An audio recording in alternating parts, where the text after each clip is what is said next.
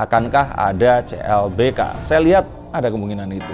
Apa yang menyebabkan perpisahan mereka? Apakah sudah tiada cinta lagi? Atau oh iya, ini betul adanya settingan. Ini adalah settingan. Saya lihat ini yang jelas ada orang ketiga, seorang wanita.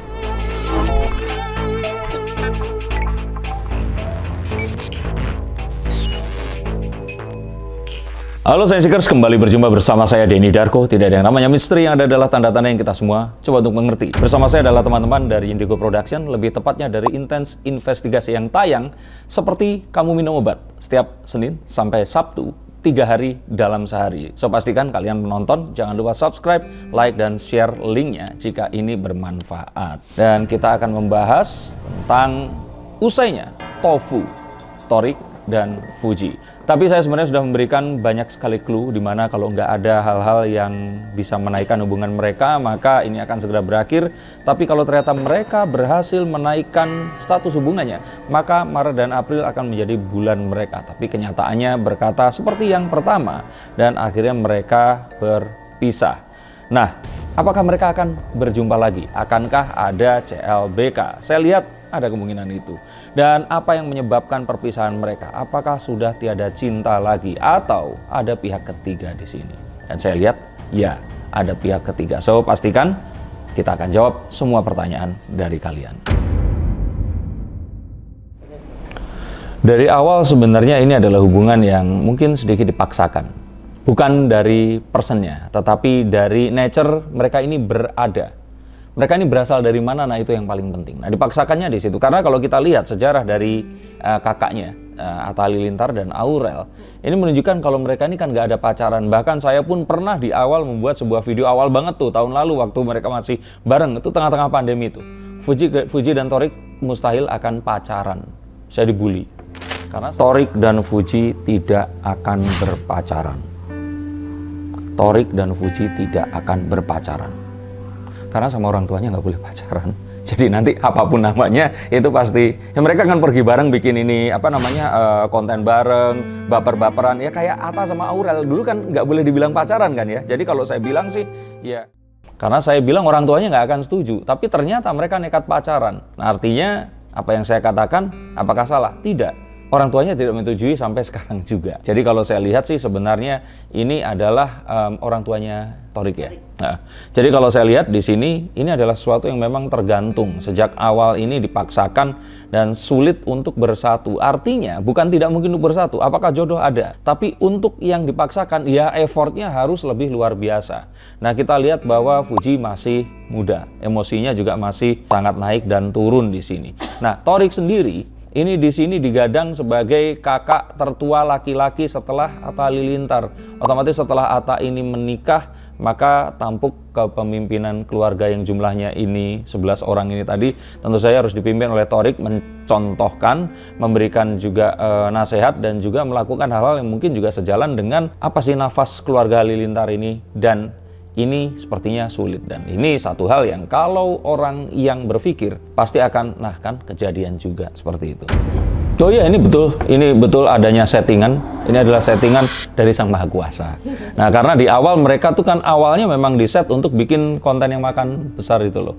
Dan akhirnya mereka itu melihat ada sebuah kecocokan. Kalau saya lihat awalnya ini kecocokan dalam ketidakcocokan. Karena sifatnya ini bertolak belakang sekali. Tapi setelah melihat bahwa mereka ini memiliki fans yang sangat besar dan fansnya pun setuju, akhirnya ya kenapa enggak dicoba. Jadi kalau menurut saya sih kalau dibilang settingan atau tidak, ya mungkin bukan sesuatu yang kontrak untuk bareng agar menghasilkan uang, bukan. Tapi awalnya memang, kayaknya Fuji ini diminati sama banyak orang.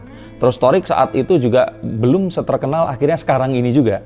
Akhirnya mereka ini dipertemukan buat ya mereka ini saling mengenal satu yang lainnya. Tapi akhirnya mereka juga akhirnya melibatkan hati dan ya benar-benar saling mencintai. Kita lihat kan akhirnya ada emosi di situ, ada putus dan nyambung dan sebagainya. Kecuali yang momen dengan minuman itu kalau itu settingan. Nah, tapi kalau hubungan mereka ini pure memang betul adanya, dan putusnya pun ini betul, bukan settingan. Jadi bukan terus nanti putus terus tiba-tiba nanti mereka nyambung lagi agar kayak gimmick pamit lah, nggak seperti itu. Saya lihat sih itu ya.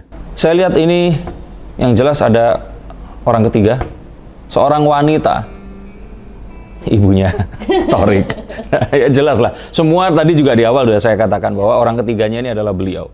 Kenapa? Ya beliau yang memplot Halilintar ini akan seperti apa, beliau yang juga menasihati Thorik dan semuanya. Dan rupanya ini memang belum ketemu. Artinya ini adalah satu hal yang ya Fuji mungkin memang masih pengen kuliah, memiliki teman, artinya belum memutuskan untuk menikah. Dan kalau memang belum menuju ke pernikahan, otomatis Thorik nggak bisa maju lebih jauh lagi. Dan apa yang akan dilakukan ini otomatis kan melakukan pacaran yang mana tidak disetujui oleh sang ibu. Jadi kalau menurut saya sih ini satu hal yang orang itu tahu akan terjadi, tapi ditunda-tunda, semoga nggak terjadi, tapi akhirnya terjadi pula. Dan ya sudah, ini yang sekarang ini harus dihadapi. Jadi kalau orang ketiga, ya sebenarnya orang ketiga yang baik ya, yaitu orang tuanya ini tadi. Dan kalaupun ternyata dibilang tidak merestui, bukan tidak merestui secara person, tapi secara mereka ini diminta untuk kalaupun memang mau berhubungan laki-laki dan wanita, ya ini harus ke hubungan yang memang serius, yaitu menuju ke pernikahan tadi itu. Ego masing-masing sih masih bisa di ini ya, karena mereka berdua ini masih bisa saling mengerti satu dan yang lain.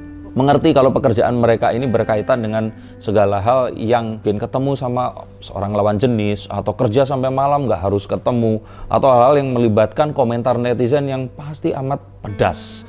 Dan kalau ego sepertinya sih di awal-awal ya bertengkarnya mereka itu ego, tapi kalau sekarang kayaknya nggak ada ego yang membuat mereka ini harus putus. Putusnya pun kan diumumkannya dengan adem, dan setelah itu pun kan kita nggak melihat momen-momen ini putusnya putus yang mungkin kalau kalian semua para remaja di sini meniru, ini putus yang baik. Silakan ditiru.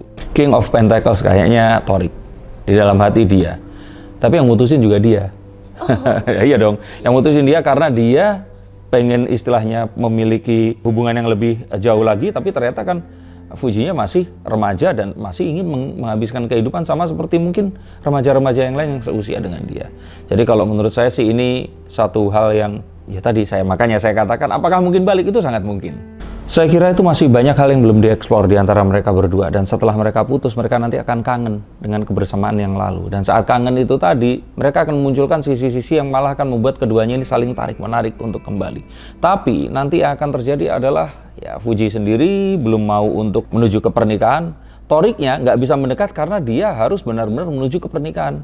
Kalau tidak, nggak akan mungkin terjadi. Makanya nanti akan terjadi sebenarnya malah akan satu momen yang lebih, kalau orang bilang itu membuat deg-degan. Nggak bisa bareng, tapi pengen bareng. Dibandingkan pas mereka bareng kemarin, viral terus kemudian kan adem biasa seperti itu. Kalau dipertahankan, saya pikir nantinya Thorik ini harus memilih. Apakah keluarganya atau Fuji. Ya, jadi kalau ini memang harus dilakukan, otomatis Thorik pasti akan lebih memilih keluarganya. Endingnya pasti akan putus juga, tapi putusnya nggak baik-baik. Maka mumpung putusnya ini masih bisa baik-baik, akan lebih baik kalau putusnya seperti sekarang ini. Dan sepertinya ini yang memang akan terjadi. Dan nanti saya yakin ada kesempatan mereka akan kembali. Asalkan Thorik di sini masih belum menemukan wanita yang lain. Dan sejatinya sebenarnya kan saat kita itu punya keinginan, tapi terus keinginan kita ini tidak diwujudkan oleh Sang Kuasa, kita harusnya lebih senang dibandingkan kalau keinginan kita itu diwujudkan oleh Sang Kuasa. Aneh ya? Jadi kalau kita punya keinginan terus kemudian itu tidak terwujud, itu harusnya kita akan sedih. Tapi jangan, harusnya kita lebih senang dibandingkan dengan kalau keinginan kita itu terwujud. Kenapa? Kalau keinginan kita terwujud, artinya itu adalah keinginan kita. Kalau terjadi hal-hal yang tidak diinginkan, Tuhan akan bilang resiko tanggung sendiri. Tapi saat kita memiliki keinginan, tapi terus Tuhan tidak wujudkan, artinya itu adalah keinginan Tuhan. Jadi Tuhan tahu mana yang terbaik untuk kita. Dan rupanya Thorik bukan yang terbaik untuk Fuji, dan Fuji bukan yang terbaik untuk Thorik, paling tidak untuk saat ini. Oke, Mas. Kalau malah buat saya, lihatlah dunia. Asik. Pergilah ke tempat yang tidak ada hubungannya dengan hubungan kalian dulu. Temuilah orang yang tidak ada hubungannya dengan mantan kalian. Dan terus kemudian hati kalian akan membandingkan. Jika ternyata kalian kehilangan dengan apa yang kalian tinggalkan, maka mungkin ini adalah sesuatu yang kalian harus simpan untuk masa depan. Tapi jika ternyata kalian akan menemukan apa yang kalian jumpai ini lebih menarik dan membuat kalian lebih terlena, maka sesungguhnya move on adalah cara yang terbaik dan kalian sudah menemukannya. Itu. Terima kasih untuk kalian semua yang menonton, dan ikuti terus episode-episode saya, dan jangan lupa untuk subscribe juga channel dari Intense Investigasi yang tayang setiap hari dari Senin sampai Sabtu. So, sampai jumpa dan salam untuk keluarga.